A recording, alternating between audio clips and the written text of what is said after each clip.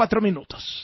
Así las cosas. Tengo en la línea a Martín Faz, consejero del INE, uno de los que ha denunciado que, la verdad, la elección judicial no debía darse por válida frente a las irregularidades que hay. Consejero, gracias por tomar la llamada. Muy buenas tardes. Buenas tardes, Carlos. Un gusto saludarle y también a tu auditor.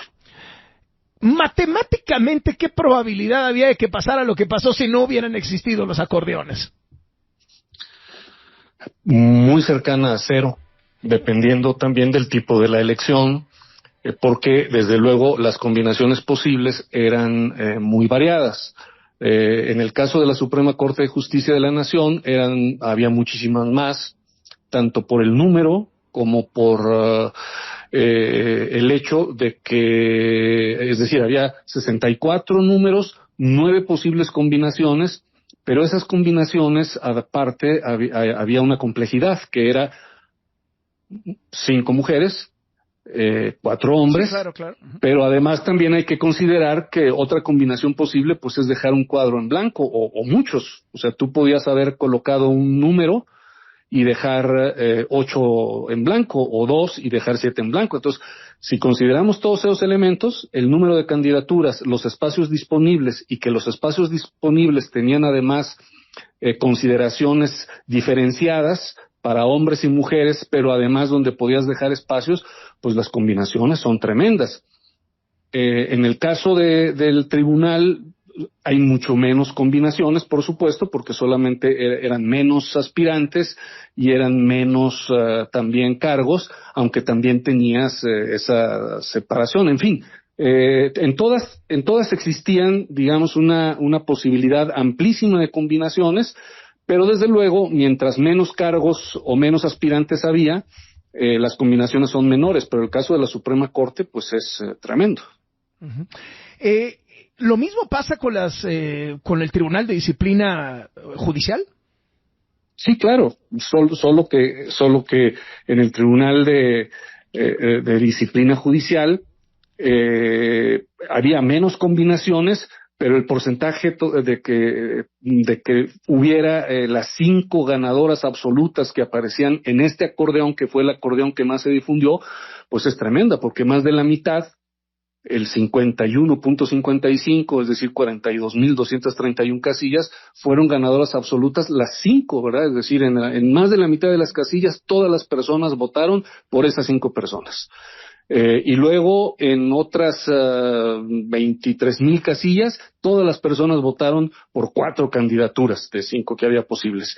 Y en otras 9.800, todas las personas votaron por 3 candidaturas de las 5 posibles, de las que son ganadoras.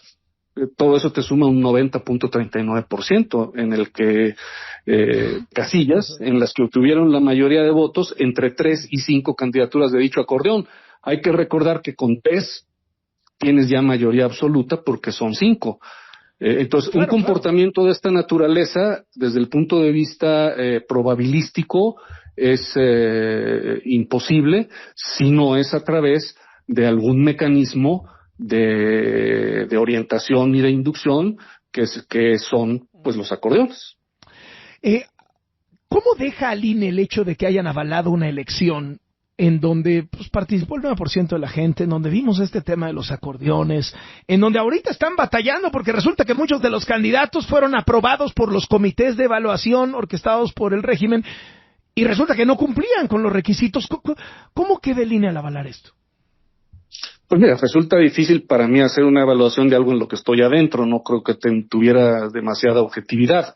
También debo decir que no, a lo mejor sí por la preocupación que puede ser. Yo fui de los que votó por no avalarla, ¿no? Entonces, yo creo que yo creo que este elemento final, lo que pone sobre la mesa es que al interior del INE se habló de lo que se tenía que hablar, que no se ocultó lo que había, los hallazgos que encontramos, desde estos hallazgos burdos como fueron boletas planchadas o votaciones superiores al 100% del listado nominal, hasta este otro elemento que es cuál es el impacto que tuvo los acordeones en los resultados, y lo hablamos abiertamente en la mesa del Consejo.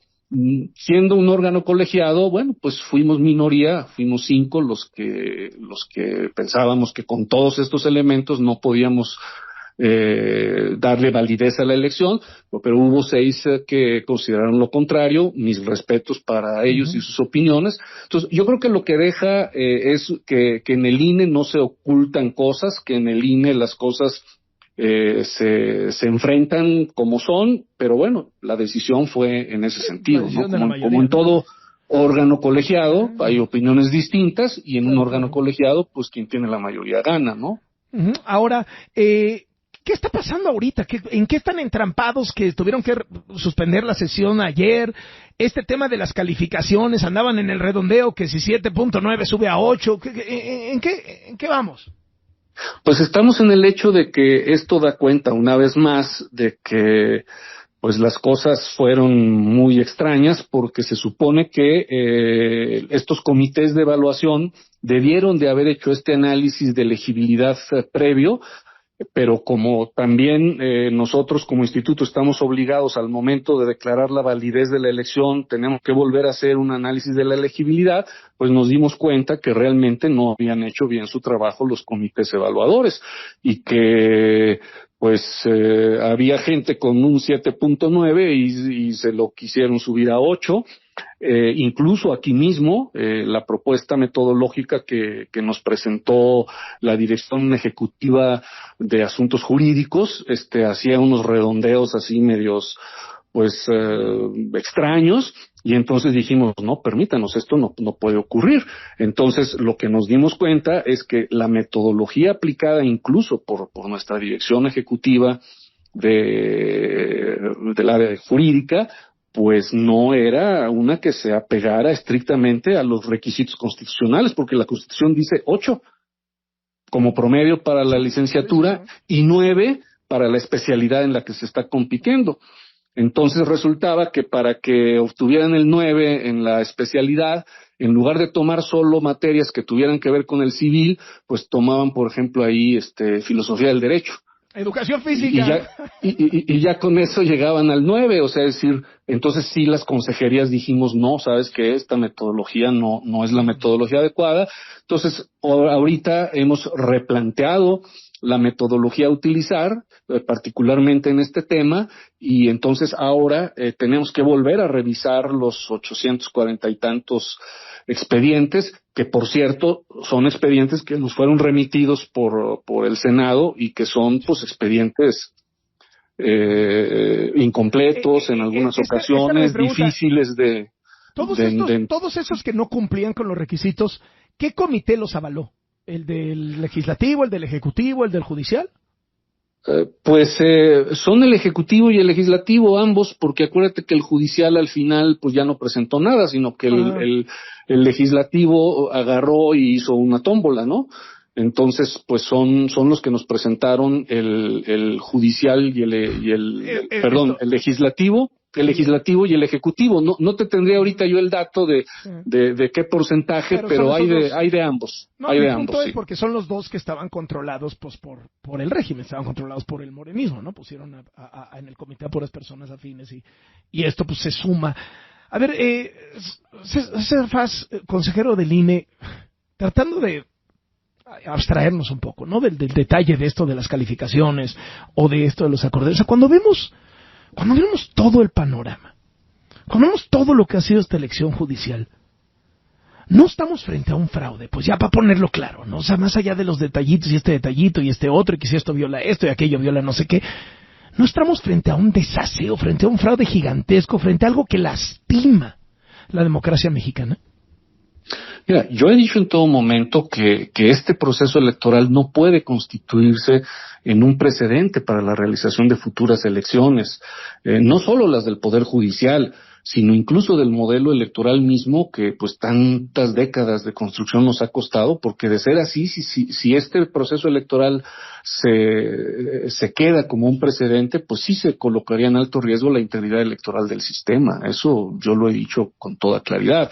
Ya darle una un calificativo que es esto, aquello. No me toca como autoridad electoral decirlo. A nosotros lo que nos toca como autoridad electoral es poner cuáles son estos hallazgos. Nosotros particularmente en mi oficina, pues he tratado de poner sobre la mesa el hallazgo de que pues los resultados, que hubo un claro impacto que ocurrió